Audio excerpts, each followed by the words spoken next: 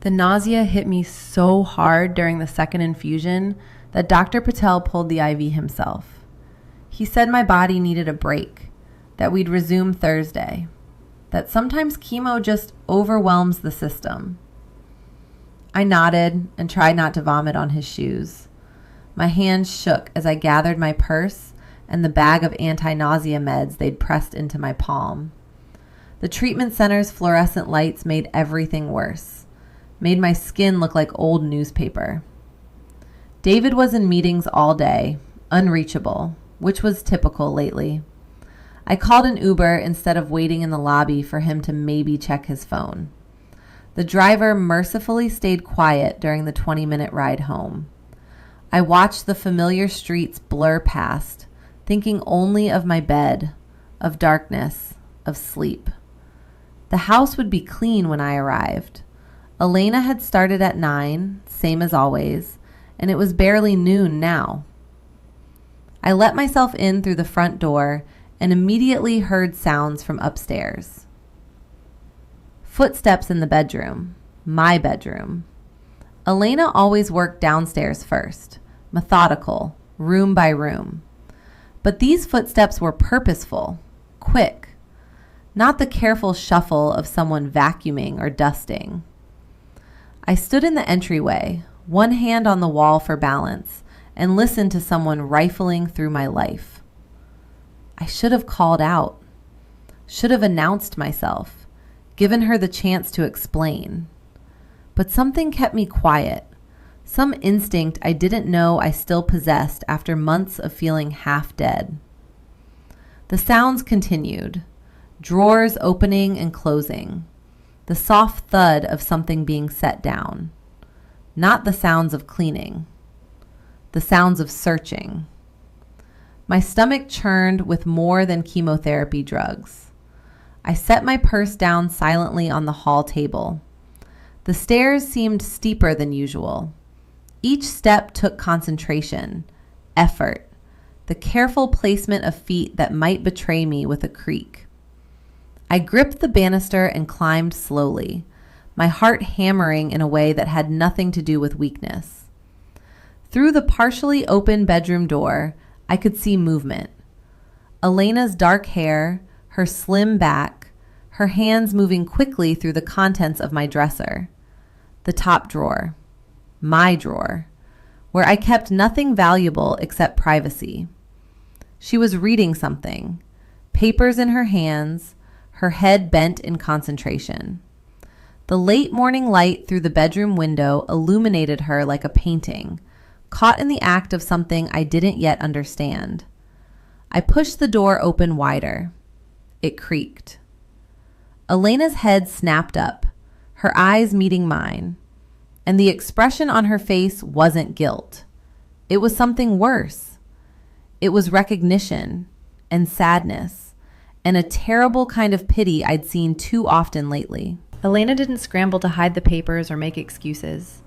She just stood there, holding them, my personal documents in her hands, waiting. Her calmness unsettled me more than panic would have. She'd been caught, but she didn't look caught. She looked like someone who'd been expecting this moment, maybe even hoping for it. The silence stretched between us, broken only by my ragged breathing. I was so tired, too tired for whatever this was turning into. "Mrs. Harrison," she said quietly. Her accent was barely noticeable most days, just a soft edge to her words. "You're not supposed to be home yet." Not an apology, a statement of fact. Not surprise, just acknowledgement that the schedule had changed. I wanted to demand answers, but my voice stuck in my throat. The room tilted slightly. I reached for the door frame. Elena took a step forward, concern flickering across her face, then stopped herself, remembered her place, remembered she was holding my papers.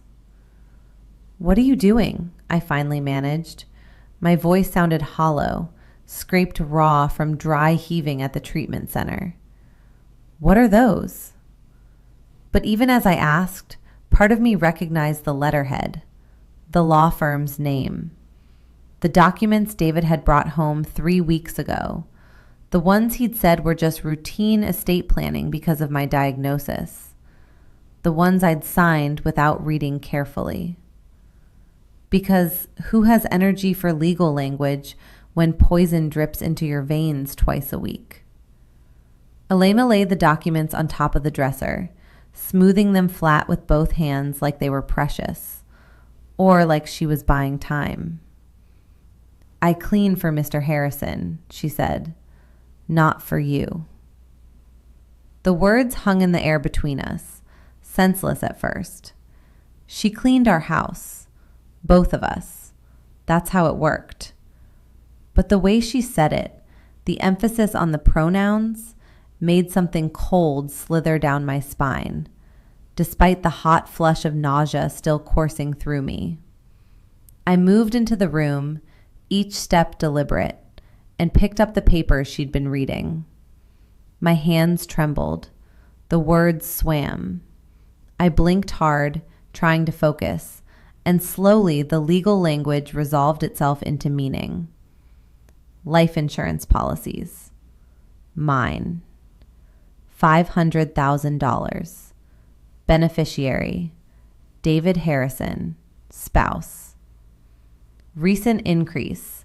Dated 2 months after my diagnosis. I didn't remember signing for an increase, but there was my signature, witnessed and notarized. Everything legal and proper and completely unfamiliar. "He hired you," I said slowly, understanding blooming like poison flowers in my mind. "Not we. He hired you." Elena's jaw tightened. She looked away, toward the window, the floor, anywhere but at my face. "I needed work," she said. "I have 2 children. He pays very well. He said his wife was sick, that she needed help, that it would be a kindness." Her voice cracked on the last word. Not quite guilt, something closer to shame. My legs felt like water. The bed was right there, perfectly made with the expensive sheets David had insisted on buying last year. Hospital corners. I sat anyway, not caring if I wrinkled Elena's careful work. The papers crumpled slightly in my fist. $500,000. He'd talked about my medical bills, about securing our future. I'd been too exhausted to question his concern. "What exactly does he pay you for?" The question came out sharper than I intended. Elena flinched. She was younger than me, maybe 30, with tired eyes that suggested she'd already lived several hard lives. "I clean," she said. "Just clean, but only on your treatment days." He was very specific about the schedule. He said you'd be gone from 9 until at least 2, sometimes later, that I should be finished and gone before you came home, that you needed rest and shouldn't be disturbed. Thoughtful.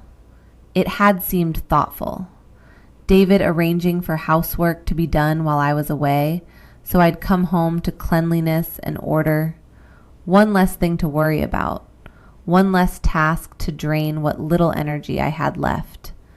Except now, watching Elena's face, seeing the papers about my death benefits spread across my dresser, thoughtful felt like another word entirely. Calculated. That was the word forming in my mind. Every detail calculated and planned. "How long?" I asked. "How long have you been working here?" Elena wrapped her arms around herself, a defensive posture I recognized from mirrors. 6 weeks, she said, since mid-October. 6 weeks. Right after we'd gotten the news that my cancer was responding to treatment, that the tumors were shrinking, that I might actually survive this thing that was supposed to kill me. I'd been so happy that day. David had been quiet, said he was processing, that good news took adjustment too.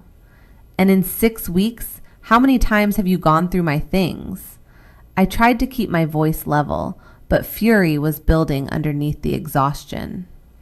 Elena looked at me directly then, and her expression was complex, ashamed, but also defensive. He asked me to look for papers, legal papers, to tell him what I found. He said you were confused from medication, that he needed to know what you were signing, that he was protecting you. Her words came faster now, justification pouring out. And you believed him. It wasn't a question. Elena's silence was answer enough. People believe what they need to believe when money's involved, when children need food and rent needs paying. I wasn't angry at her, not really. She was a tool, a means. My anger had a different target. It had a name and a wedding ring and 17 years of shared history. It had a face I'd kissed goodnight 1,000 times, never suspecting the face could lie so completely. He asked about medications, too, Elena said, and now the words tumbled out like confession. What pills you take, if I saw bottles, if any were empty or running low. I thought he was being careful, making sure you were taking everything correctly. My mother, she had cancer. She used to forget her pills. I thought he was just worried.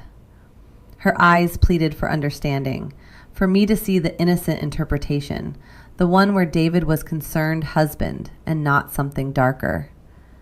But I was thinking about the medications, how I'd mentioned to David last week that the nausea pills seemed less effective lately, how I'd found myself needing 2 instead of 1, how the bottle I'd picked up from the pharmacy 2 weeks ago was already empty, which seemed impossible. I'd assumed I was taking them and forgetting, chemo brain making everything fuzzy. David had agreed that was probably it, had offered to manage my medications himself, to organize them, to help. Did he ask you to do anything to them? The question came out quieter than I intended. Elena's face went pale. No, she said quickly, too quickly. Then, slower. He asked me to count them once, said he was worried you were taking too many. I told him the bottles seemed normal to me. I'm not a nurse. I didn't know what normal was. She twisted her hands together. Mrs. Harrison, I'm sorry. I needed the job. I didn't think. I didn't understand. Whatever Elena's sins were, they were small and born of desperation. I could see that in every line of her body, in the way she stood ready to flee, in the tears gathering at the corners of her eyes. She'd been used. We'd both been used. The only difference was she'd been paid for it, and I'd been married into it. The anger I felt wasn't for her. It was for the man who'd orchestrated this, who'd turned my illness into an opportunity, who'd looked at my dying and seen profit. You need to leave, I said. Not harsh, just tired. So tired the words barely had weight. Elena nodded quickly, relieved. She moved toward the door, then hesitated. What will you do? She asked. It was a good question. What does a woman do when she comes home sick and discovers her husband might be trying to make sure she never gets well? When she finds papers about her death benefits and realizes someone's been counting pills and checking schedules? I don't know yet, I said honestly. Elena lingered another moment, then pulled something from her pocket, a small card. She set it on the dresser next to the life insurance papers. That's my daughter's number, she said. If you need someone to tell the police what I just told you, if you need a witness. Then she was gone, footsteps quick on the stairs, the front door opening and closing, leaving me alone in my too clean house with too many questions. I sat on the bed for a long time, listening to the silence.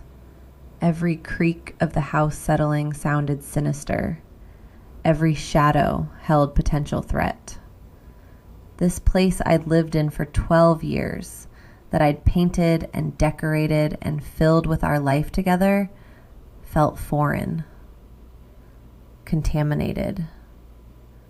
I looked at the dresser, at the drawer Elena had been searching. How many times had she gone through my things? How many times had David asked her to report back on what she found? The nausea rolled through me again, but this time I couldn't blame the chemotherapy drugs. This was pure anxiety, pure fear. I was sick. I was genuinely, significantly sick. Stage 3 breast cancer doesn't lie. The tumors in the imaging don't lie. But I was also getting better. The last scan had shown progress. Dr. Patel had been cautiously optimistic. I was supposed to survive this. That was the trajectory we were on. Unless someone altered that trajectory. Unless survival became inconvenient. I forced myself to stand. The room swayed but held steady. I gathered the papers from the dresser. All of them. Everything Elena had been reading. Life insurance, health insurance, the deed to the house, which I saw now listed only David's name, despite us buying it together. When had that changed? Had I signed something in a fog of post-treatment exhaustion? Had my signature been forged? Everything I touched felt like evidence of a crime still in progress. The dresser drawers yielded more papers I didn't remember signing. A revised will leaving everything to David. Another life insurance policy, smaller, from a different company. More money riding on my death. The dates were all recent, all within the past 3 months. Some signatures looked like mine. Others looked close but wrong. The loops of my letters too tight or too loose. I spread them across the bed like a map of betrayal. Each document another nail in a coffin I wasn't supposed to climb out of. In the back of the bottom drawer, underneath winter sweaters I wouldn't need until December, I found something that stopped my heart. A bottle of pills. Not prescribed to me. Not prescribed to anyone whose name I recognized. The label said Richard Chen. The medication name was long and chemical. I grabbed my phone with shaking hands and searched for it. Anticoagulant, blood thinner, high dose. Contraindicated for cancer patients undergoing chemotherapy. Risk of hemorrhage. Risk of complications. Risk of death. The bottle was half empty. I tried to remember the past 6 weeks. Tried to remember taking pills David had handed me with water and kind words. Tried to remember which pills were which. The chemo brain made everything foggy. Had he been grinding these into my food? Hiding them in my vitamins? Or had I been taking them willingly? Trusting his care, believing every tablet he offered was helping me heal. My hands shook so badly, I nearly dropped the bottle. My first instinct was to call David, to demand an explanation, to give him a chance to make this make sense in some way that didn't end with him trying to kill me. 17 years.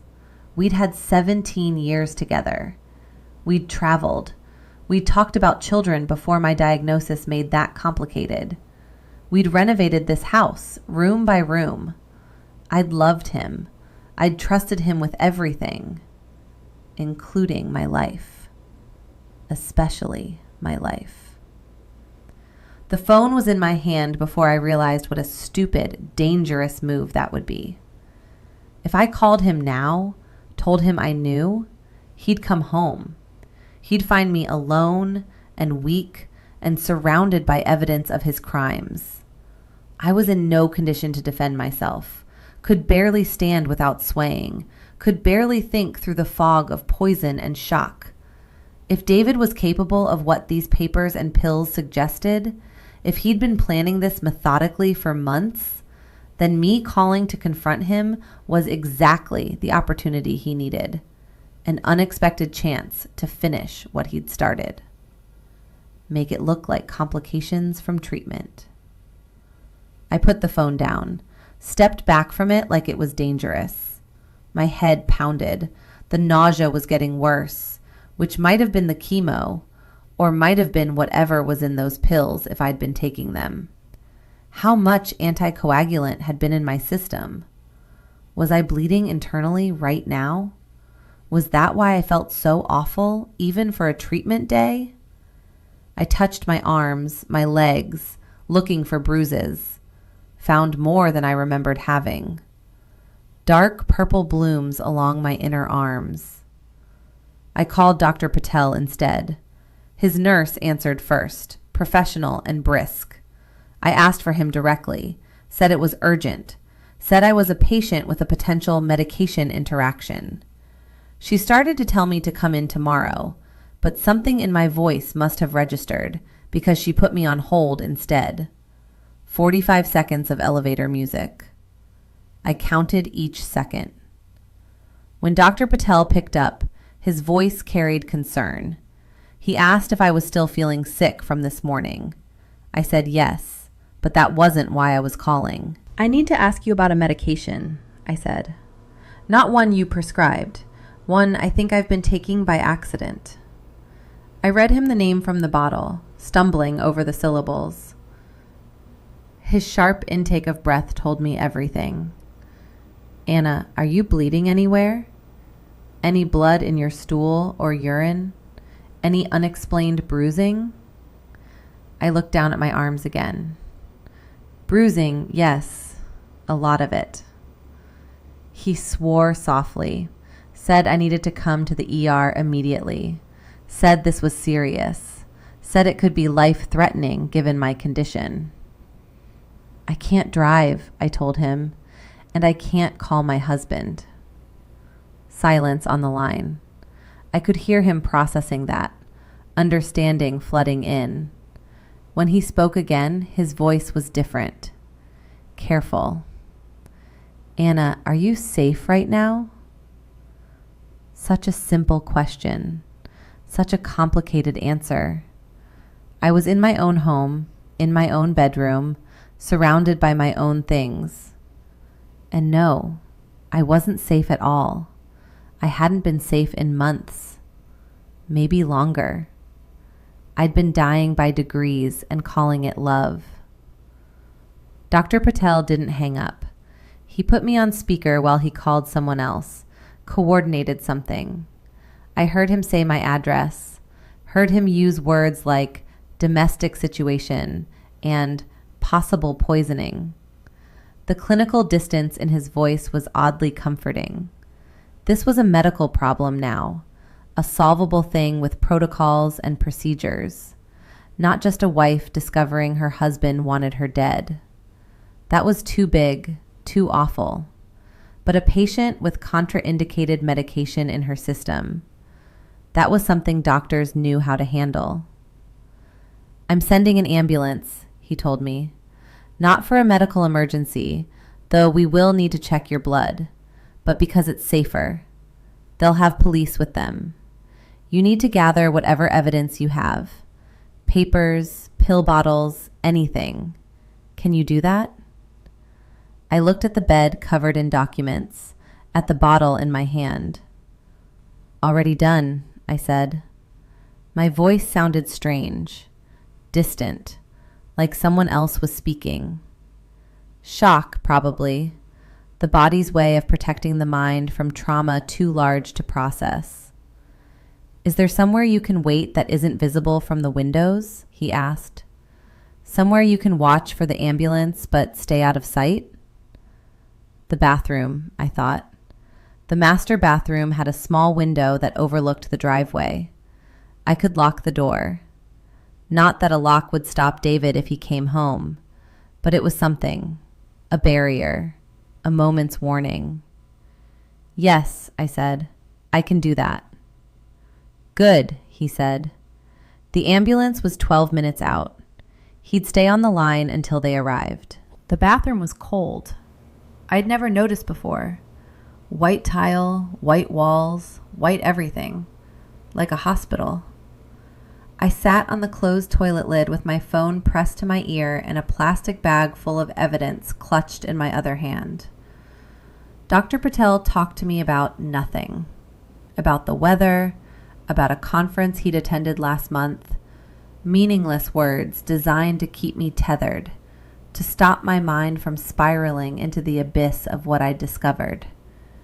It half worked. I focused on his voice and tried not to think. Outside, I heard a car door. My whole body went rigid. Too soon for the ambulance. Dr. Patel was still talking about the conference, something about new immunotherapy protocols, but I interrupted him. Someone's here. Footsteps on the front walk, keys jingling, the front door opening, David's voice calling my name, casual and concerned. Anna, you home? Elena said you came back early. Elena had called him, warned him, or he'd called her when he saw her car leaving too soon. Dr. Patel's voice in my ear was urgent now. Don't answer him. Stay quiet. The ambulance is 8 minutes away. But David was in the house. I heard him moving through the downstairs, checking rooms, calling my name louder now. Anna, where are you? Are you okay? The concern in his voice was perfect. The worry was exactly what a loving husband should sound like. If I hadn't found those papers, those pills, if I hadn't put the pieces together, I'd have believed him. I'd have opened the door. I'd have walked right into whatever he had planned. I heard him climb the stairs, heard him enter our bedroom. A pause. Then his voice changed. Anna, what the hell? He'd seen the bed, the papers I'd left spread out there in my hurry to hide, evidence I'd been too sick and scared to clean up. Now he knew that I knew. The pretense was over. The careful planning exposed. I pressed myself against the bathroom door, phone clutched in shaking hands. Dr. Patel was talking urgently, telling me to stay silent, that help was coming. 6 minutes. David tried the bathroom door. The knob turned, but the lock held. Anna, open the door. His voice was still calm, still reasonable. I can explain everything. Whatever you think you found, it's not what it looks like. The standard line of every caught criminal. I said nothing. My heart hammered so hard, I thought he'd hear it through the door. He knocked, gentle at first. Anna, please. You're sick. You're confused. The chemo makes you paranoid. You know that. Dr. Patel has said that. We've talked about this. Had we? Had he been planting seeds? Preparing me to doubt my own perceptions? Making sure that if I ever did discover something, I'd second guess myself? I tried to remember conversations, but everything blurred together. The fear and the fog and the exhaustion made it hard to separate real memories from planted suggestions. Maybe he was right. Maybe I was paranoid. Maybe there was an explanation for all of this.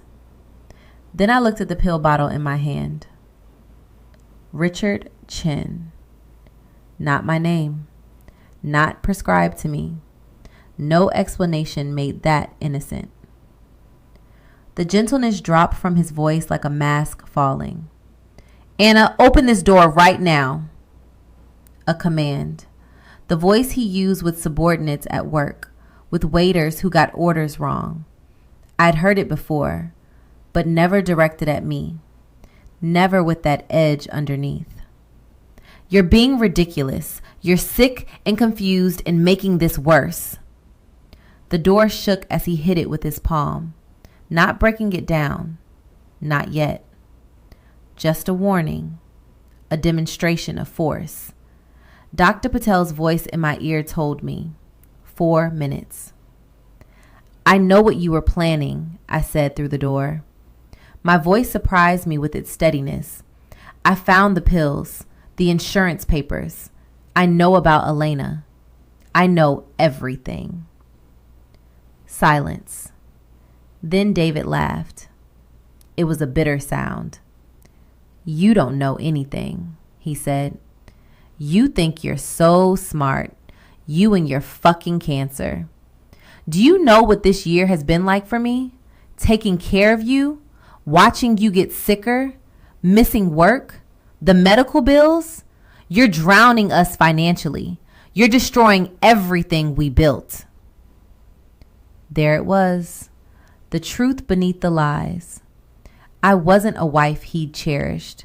I was an asset that had become a liability. My illness wasn't a tragedy to endure together. It was an inconvenience, an expense, something to be solved through life insurance and carefully administered pills. How long had he felt this way? Had he ever loved me, or had I always been just a balance sheet to him? My stomach twisted. Not nausea now. Grief. The death of something that maybe never existed. The first real hit shook the entire frame. He was using his shoulder, throwing his weight against the door. The lock was cheap brass, decorative more than functional. We'd never needed serious locks inside our own home. Never thought we'd need protection from each other. Another hit. The wood around the lock started to splinter. Dr. Patel was saying something about 2 minutes. Hang on. Almost there. I looked around the bathroom for anything I could use as a weapon. Towel bars, a plunger. Nothing substantial. Nothing that would stop a man determined to silence a witness. I was good to you, David shouted through the door. Another hit, more splintering. I stayed. I could have left when you got diagnosed, started fresh with someone healthy, someone who could give me a future. But I stayed. I tried to make the best of it. The best of it, meaning my death, meaning cashing in on my insurance and moving on. I wondered if he already had someone picked out, someone young and healthy and profitable, someone who wouldn't get inconveniently sick. The lock gave way with a crack. The door slammed open, banging against the wall. David stood in the doorway, breathing hard, his face flushed with exertion and anger. He looked different. Stranger. Or maybe I was finally seeing him clearly. He saw the phone in my hand, Dr. Patel's voice still audible from the speaker. His eyes narrowed. Who are you talking to? He moved forward, reaching for the phone. I pulled back, stumbled, nearly fell. Outside, I heard the most beautiful sound in the world. Sirens. His face went through a series of changes. Anger to confusion to understanding to calculation. The sirens were getting closer, definitely coming here. He looked at me, at the phone, at the bag of evidence clutched in my other hand. His expression hardened. You'll regret this, he said. Everything you think you know. You can't prove any of it. Some pills that aren't prescribed to you could have been a pharmacy error. Some papers. I was securing our future. You're sick. You're paranoid. The chemo has made you unstable. Any lawyer will say that. He was right. I knew he was right. What I had was suspicious, but maybe not conclusive. Elena's testimony might help, but she was an immigrant afraid of losing her job. Her word against his.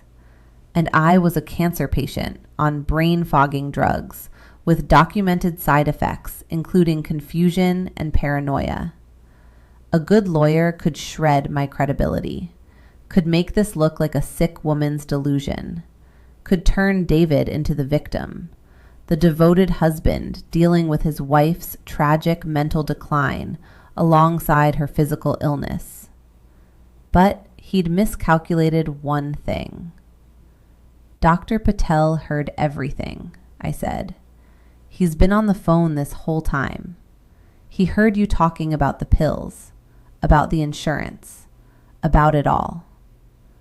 David's face went pale. A medical professional's testimony was different, credible, objective. He'd been so focused on getting to me, on silencing me, that he'd forgotten about the voice on the speaker, had forgotten he was being witnessed. The sirens were right outside now. Red and blue lights flashed through the bathroom window. It happened fast after that. Paramedics rushing upstairs first, checking me for injuries, police right behind them, seeing David standing over me, seeing the broken door, the fear on my face. They separated us immediately, took him downstairs while they interviewed me up here. I gave them everything. The papers, the pills, Elena's phone number, my phone with Dr. Patel still on the line. One officer took photos of my bruises. Another called for a detective. Someone mentioned attempted murder. The words felt surreal, movie words, not real life words, not words for a Tuesday afternoon in the suburbs. They let the paramedics take me to the hospital in the ambulance like Dr. Patel had arranged. I watched through the back window as police cars filled our driveway, our street. Neighbors standing on lawns, watching. The house I'd called home becoming a crime scene. David was in the back of a police car, hands behind his back. Our eyes met for a second as we pulled away. His face was twisted with rage. No more pretense. No more loving husband. Just anger that I'd survived, that I'd figured it out, that his plan had failed. At the hospital, they took blood samples immediately, checked my clotting time, my platelet count. Dr. Patel met me in the ER himself, which was unusual. He looked older than I'd ever seen him, tired. "Your levels are dangerous," he told me quietly. "You've been taking a significant amount of anticoagulant. If you'd continued much longer, or if you'd had any kind of injury or undergone surgery..." He didn't finish the sentence. Didn't need to.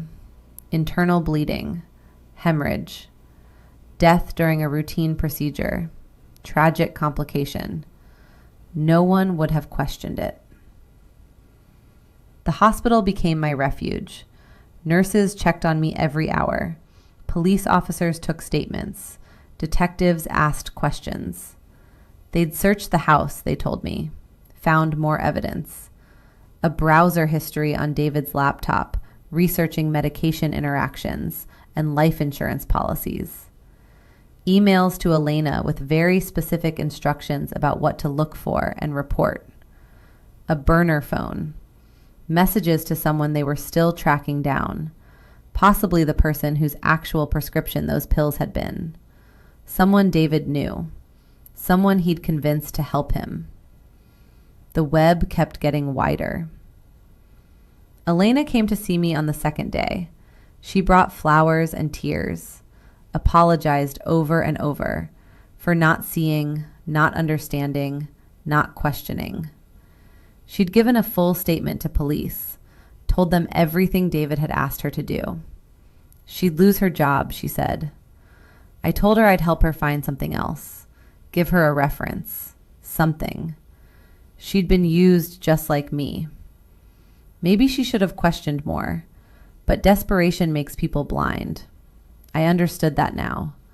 Understood how easy it is to miss danger when you need to believe things are okay. They ran more tests, checked my cancer markers while they were at it.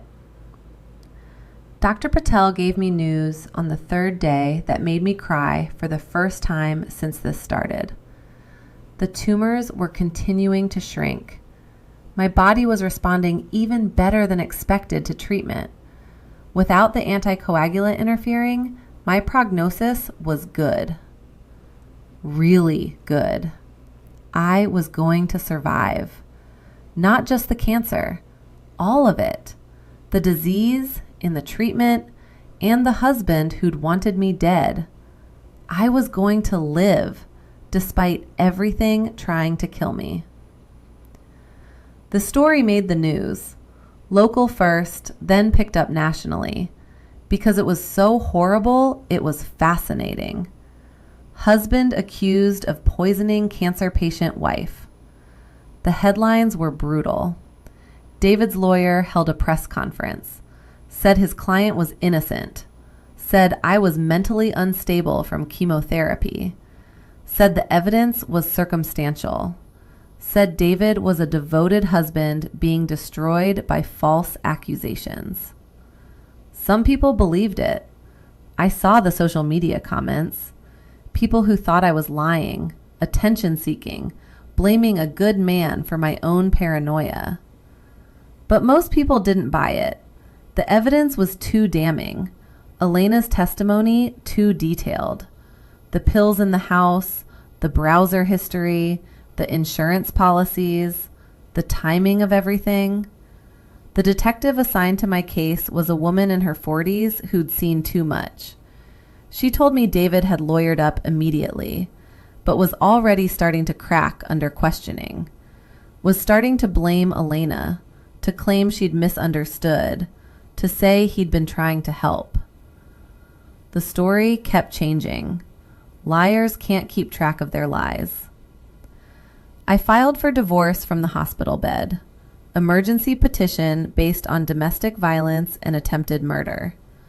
My lawyer said it would be fast-tracked.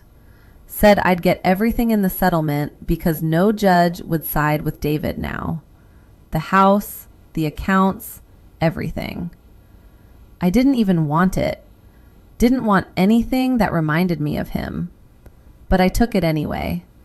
Took it because I'd earned it. Because I'd survived him. Because leaving him with nothing felt like the justice the legal system might not fully deliver. Going home was the hardest part.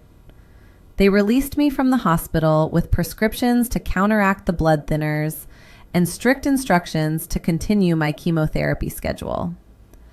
The house was still technically mine. David was in jail awaiting trial, bail set impossibly high. But I couldn't go back there.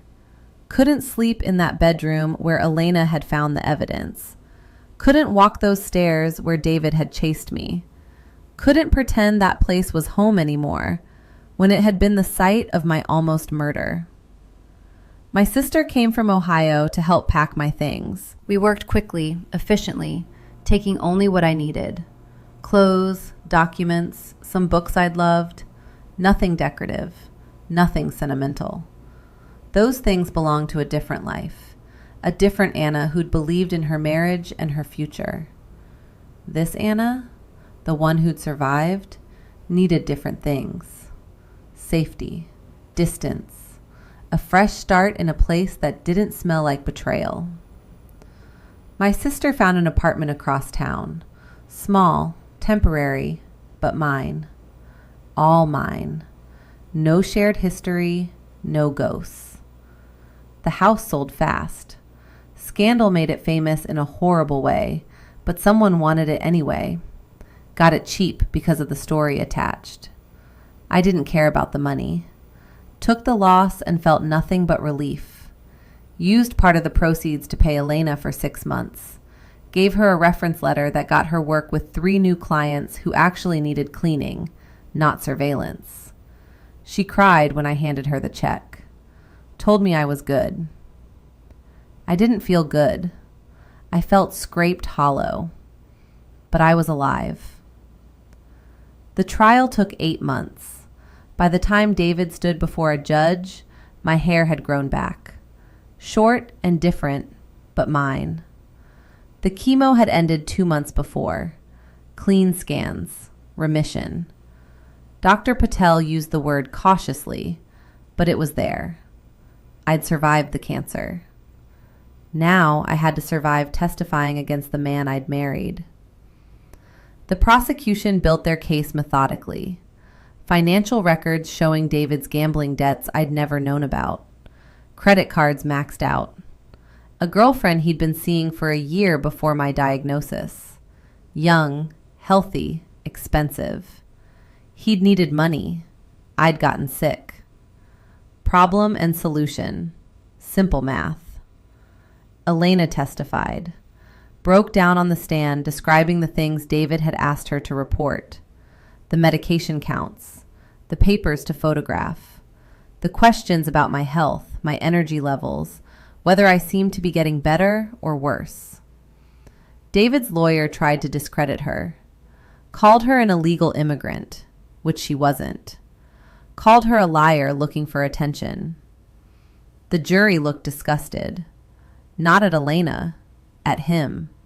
At the lawyer trying to destroy a woman who'd been manipulated and used. At the whole ugly defense strategy. Dr. Patel testified about the blood tests, about how the anticoagulant levels in my system had been dangerously high, about how it was medically impossible for that to be accidental, about how if it had continued, I would have died, about how my cancer was responding to treatment, how my prognosis was good, how I was going to survive. He looked at David when he said that last part. His face was cold, clinical, damning. David looked away, couldn't meet his eyes, couldn't meet anyone's eyes. They saved me for the end. The victim's testimony. The emotional climax. I wore a simple dress and my new short hair, and I told the jury everything. Coming home sick, finding Elena, the papers and the pills, David breaking down the door, his words about my cancer being a burden, his calculation that I was worth more dead than alive. I didn't cry. I'd cried enough. I just spoke clearly and firmly about the day I realized my husband wanted to kill me, about the fear, about the betrayal, about the moment sirens meant salvation. David's lawyer tried to shake me on cross-examination, asked if I was sure I hadn't misunderstood, if the chemo hadn't made me paranoid, if I was certain David had meant harm. I looked at David while I answered. I'm certain, he told me himself, while he was breaking down the door, while Dr. Patel listened on speakerphone. He told me I was destroying everything he'd built, that my cancer was too expensive. He didn't deny trying to kill me. He was just angry I'd figured it out. The jury deliberated for 3 hours, came back with guilty verdicts on all counts. Attempted murder, fraud, conspiracy. The judge gave him 20 years. Maybe he'd get out earlier for good behavior. Maybe he'd serve it all. I didn't care anymore. Didn't care about revenge or justice or punishment. I just cared that it was over, that the chapter was closed, that I could start thinking about life instead of death, about tomorrow instead of yesterday, about healing instead of hurting. 6 months after the trial, I went back to work. Part-time at first, then full. My company had held my position, which surprised me. People were kinder than I expected. Didn't ask invasive questions, just welcomed me back. Told me I looked good.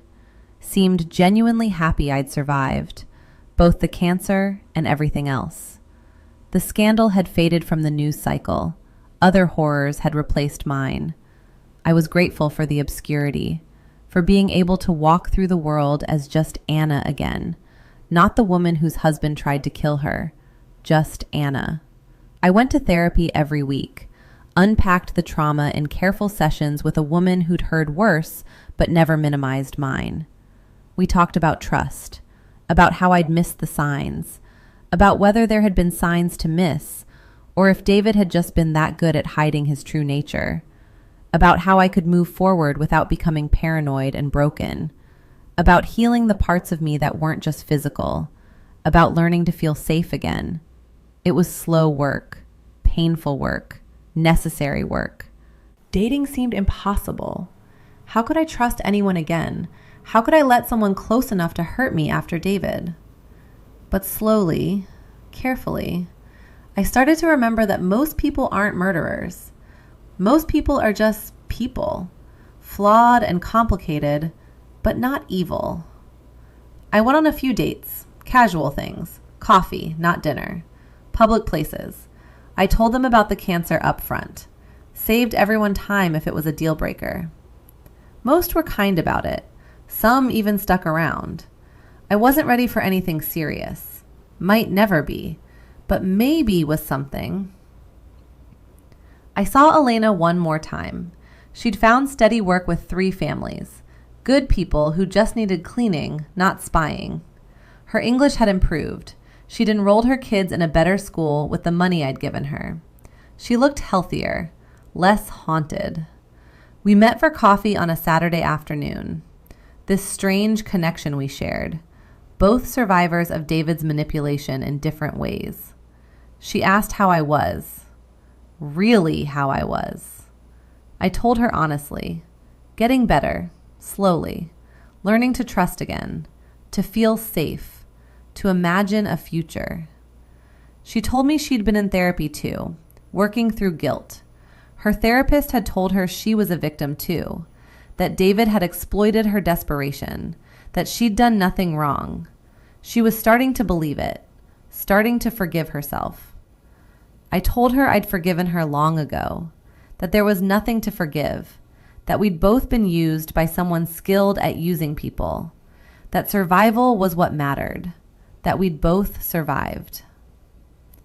We cried a little there in the coffee shop, let ourselves grieve together for the innocence we'd lost. Then we talked about her kids, my work, normal things. We didn't make plans to meet again. This wasn't a friendship, just a shared trauma that needed acknowledgement, closure. We hugged before leaving and wished each other well, meant it truly. I watched her walk away and felt something settle inside me, a piece of the puzzle clicking into place, the chapter closing a little more firmly. She'd been the catalyst, the person whose presence when I came home sick had exposed everything. Without her, I might have kept taking those pills, kept trusting David, kept dying by degrees. In a strange way, she'd saved my life. Year 1 of remission. Clean scans every 3 months. Dr. Patel's cautious optimism growing less cautious. Year 2. Scans every 6 months now. Still clean. Still healthy. My body recovering from the poison I'd chosen and the poison I hadn't. Hair fully grown back, darker than before. Some gray I decided to keep. Earned every strand. Year 3. Annual scans. The word survivor starting to feel real. Not cancer survivor. Survivor. Full stop. Of everything. All of it. I'd walk through the valley of death twice and come out breathing on the other side. I bought a house. Small, manageable, nothing like the one I'd shared with David. This one was mine alone. I painted the walls colors I liked, hung art that spoke to me, created a space that felt safe and warm and completely untainted by history. No ghosts here, no shadows, just possibility, just future. I planted a garden in the backyard, watched things grow, found satisfaction in nurturing life, in seeing green things push through soil and reach for sun, in the cycle of seasons and renewal.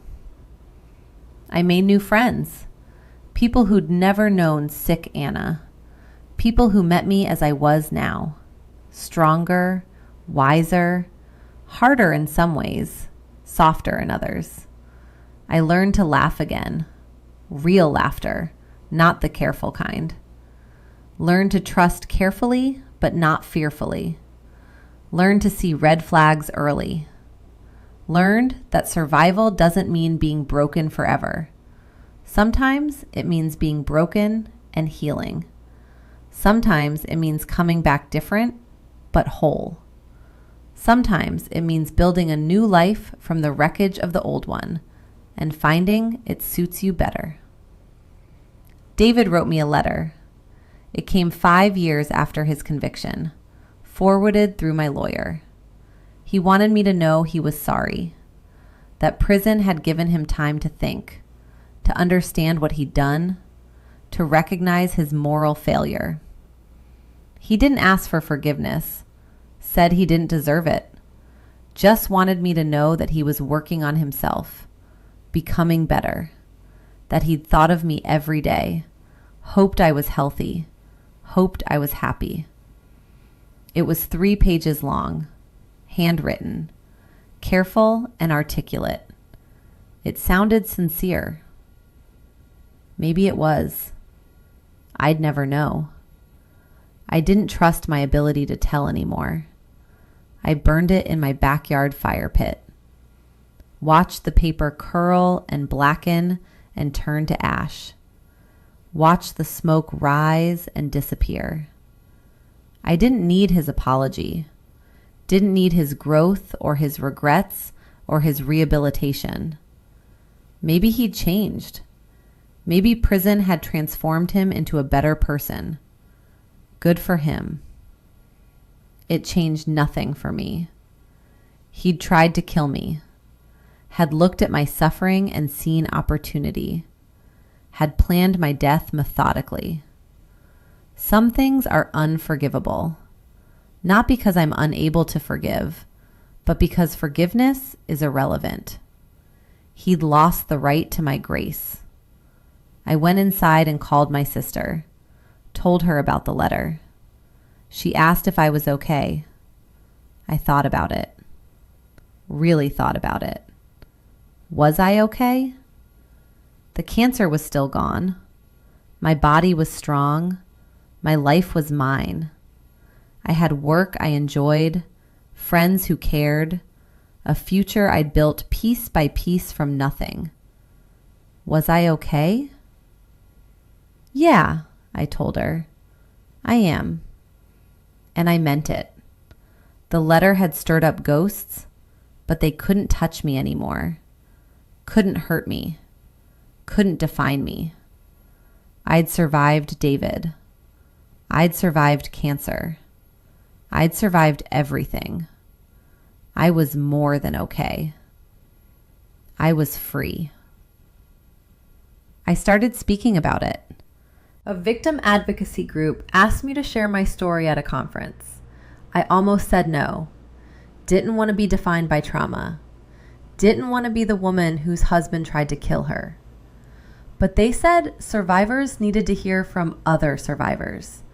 Needed to know they could rebuild. That survival wasn't just not dying, but actively living. So I said yes.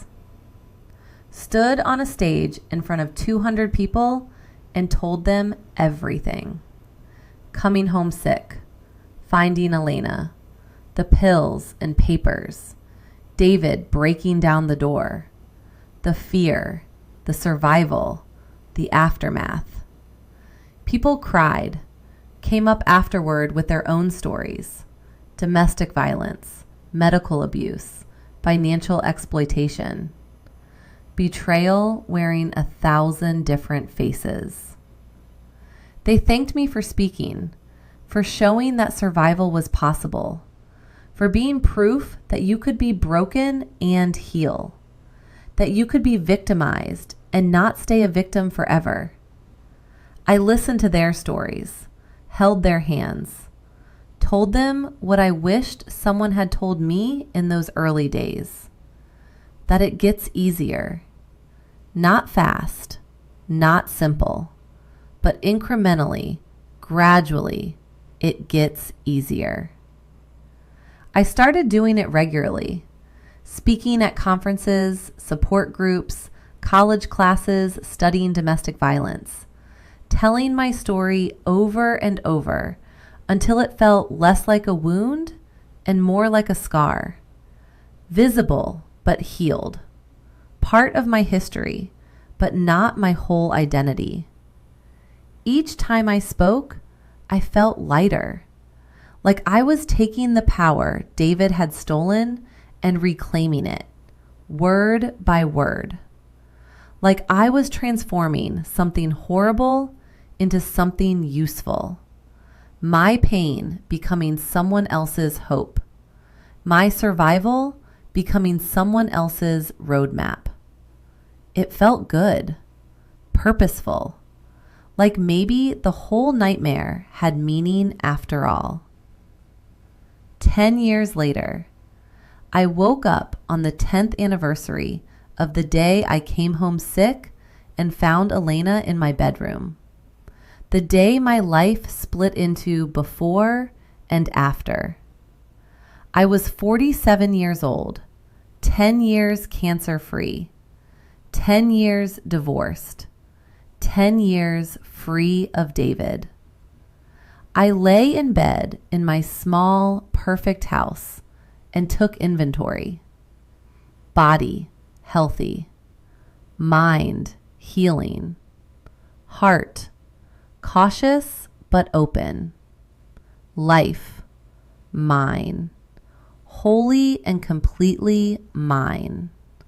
I built this, survived and rebuilt, and created something new from the ashes. It wasn't the life I'd imagined at 25. It was better. Real in a way my old life had never been. I got up and made coffee, sat in my garden while it was still cool before the summer heat set in, watched birds at the feeder I'd hung last spring, thought about Elena, who I'd lost touch with but hoped was well, thought about Dr. Patel, who'd retired last year with my thank you letter in his desk, thought about David, somewhere in prison, and felt nothing. Not anger, not pain, just nothing. He was a chapter I'd closed, a lesson I'd learned, a thing that had happened to someone I used to be. The flowers I planted were blooming, pink and yellow and white, a riot of color against green leaves. I'd learned all their names, learned to care for them, learned to make things grow. It seemed metaphorical in an on-the-nose kind of way, but I didn't care. Let it be obvious. Let it be simple. I'd died and come back, been poisoned and survived, been betrayed and rebuilt. The flowers weren't a metaphor. They were just flowers. And I wasn't a victim anymore. I was just Anna, sitting in her garden, drinking coffee, watching birds.